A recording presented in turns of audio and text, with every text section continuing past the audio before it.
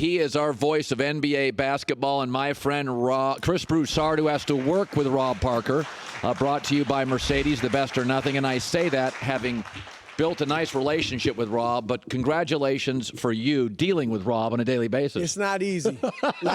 Last time I was in this studio, I had spent 6 hours with Rob on TV and radio, and I got sick. You remember that?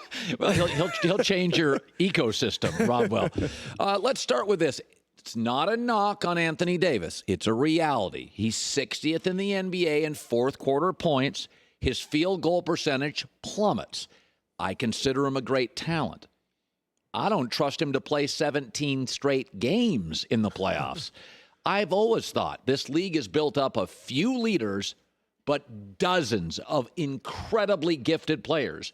Is that an unfair criticism of AD? Well, you're right in that he's a number one talent, but he's a number 1A or 2 mentality. That's right. And I think one of the things that the Lakers and LeBron are trying to do is get him to eventually become a number one guy. Right now, you have LeBron as the leader and the number one guy, so you may not need AD to be that, but in the future, they want to groom him to be that guy. The fourth quarter numbers, I don't put that all on AD. Who do you put it on? Because if you look at the way they play, he plays the entire third quarter for the most part, and then he's playing less than 6 minutes a game in the fourth quarters throughout the season. Is that because they don't trust him? I don't understand why it is, because I am of the belief that if you're going to beat the Clippers, you are going to need Anthony Davis to be huge in that series, particularly in the fourth quarter. He's not a liability at the free throw line. No. And look, I was encouraged. I've been encouraged about AD against Denver when they beat them before the break, which was a great win. He took 5 shots in the fourth quarter, scored 7 points. And then like yesterday against Boston, I know he was 1 for 6, but the fact that he took 6 shots, the fact that he hit 5 of 7 free throws, he missed a couple layups late. He hit a 3-pointer with 2 minutes left to break a tie. He missed a couple layups late, which I know he'll make in the future. So I like the fact that they were playing him more late in the game, and he was aggressive. So the Clippers don't have anybody to match up with him, Colin. They've got guys to match up with LeBron. He's a little bit He's going to need to be dominant. When the Lakers had Shaq and the late Kobe, I remember asking one time in a Portland series, I asked Phil Jackson I said, what is your game plan for Rasheed Wallace? And he said, we don't have one. Horace Grant can't stop him, and we can't have Shaq chasing him around the floor. There are players you don't have an answer for.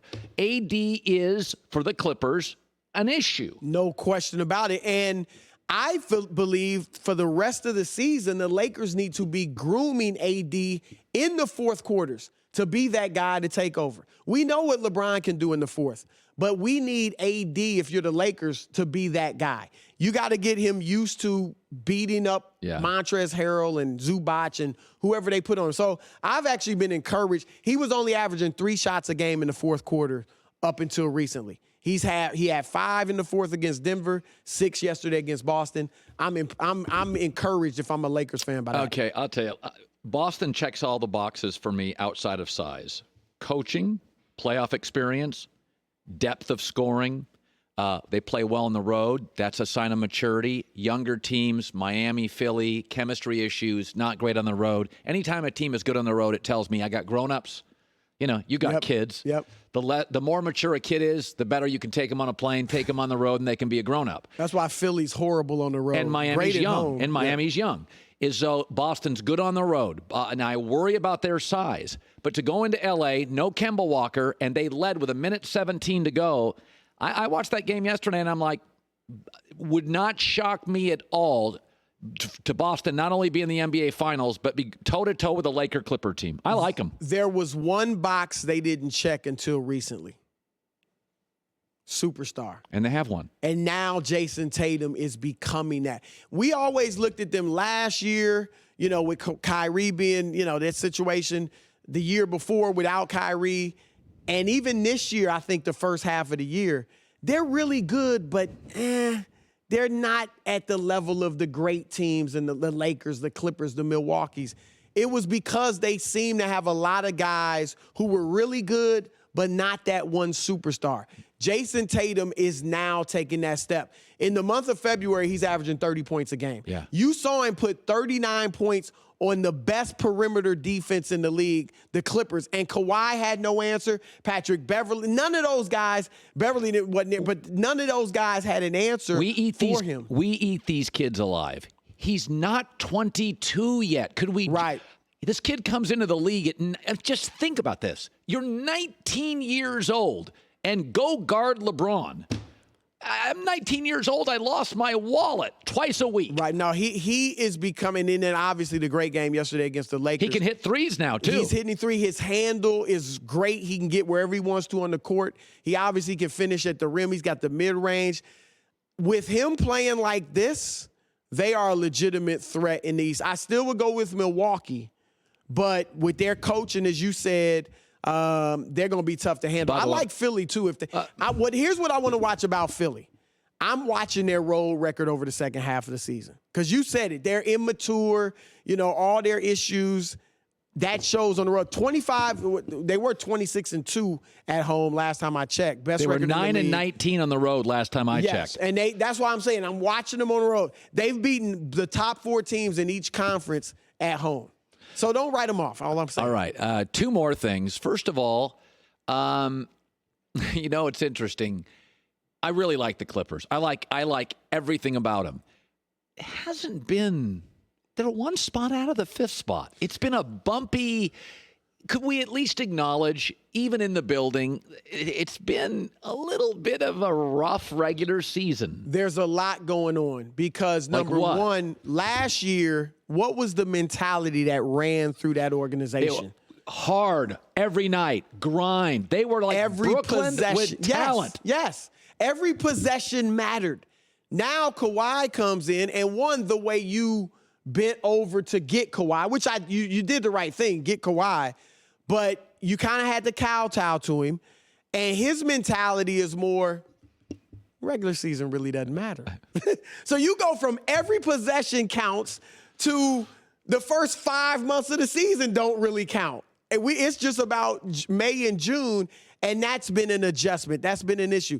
The second concern I have are the injuries. Yeah, a lot of them. At some point, we need to see Paul George and Kawhi and Patrick Beverly and the rest of the squad on the court together. Hey, listen, consistently. If you go to the finals last year, Toronto and Golden State were both filled with veterans. Toronto's were healthy. Golden State's fell apart. Oh, no Toronto question. was an old team. They had Siakam. They had Fred VanVleet. But it was just an old veteran team. But their old guys were all healthy. Right. No question about that. And the third thing I'm wondering about with the Clippers is, think about it, Colin. They've never been in this position where they're the 100. You said it. They're only barely out of the 5th seed.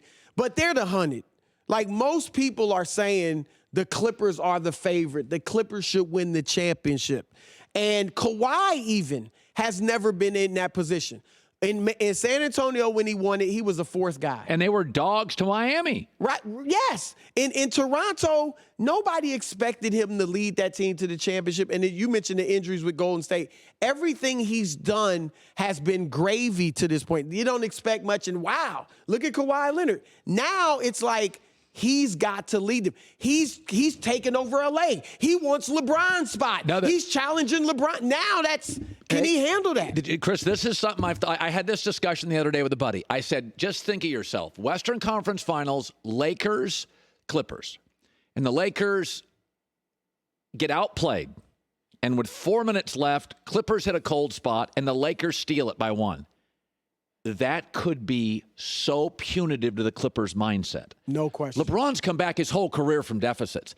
For the first time in LeBron's career, I shouldn't say this. LeBron against Golden State was playing with house money.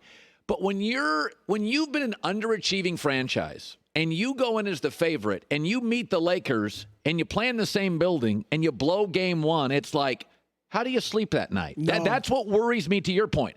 That's the only thing I worry about the Clippers. Look, Kawhi has been emotionless. We all talk about he's like a machine. And give him credit. They were down 0-2 to Milwaukee last year, and he rallied them. So you got to give him credit. I'm not saying he will fold. I'm just saying he hasn't been in this position before. Right. And neither have his teammates. Lou Williams, Patrick Beverly, Montrezl Harrell, they've always been the little engine that could. And right? Nobody expects anything. We're going to win it all with our doggedness. Now it's expected of you. They're Goliath. They're not David anymore. So let's see if they can handle it. By the way, Zion Williamson, I keep hearing, got to cut weight. How about we try stopping him first? Hey, you got to be honest. You're NBA scouts. Like, everybody keeps telling me what he needs to be. I see what he is. He is no big in this league. When he puts the ball on the floor and he takes that power dribble, people want no part of that kid's body. He is built for today's game. And people say, what? He can't shoot. How's he built for today's game? The floor is so spread out. There aren't many bigs in the league. There's nobody anymore. around him. Right. There aren't many bigs, number one. The few bigs that there are, most of them don't know how to guard the post that well. Good point. And so when he gets it in there, he is abusing. He's 6'6". Now, I know he jumps out of the gym, but he's abusing people in the post. One thing you notice, Colin, for the most part, he always spins left. Right. That's my point. The great post defenders would know he's coming back left. Force him to go right. They're not doing that yet because you don't have to guard the post night in and night out in today's NBA. I love him, okay? I think he's going to be 25 and 10 for the next 8-9 years. My one question is this. He's in the honeymoon period where we all love him. Is he a number one, though? Oh. And here's why I question that. Look at all the number ones in the league, Colin. LeBron, Kawhi, James Harden, Steph Curry, Kevin Durant, Giannis. What do they all have in common?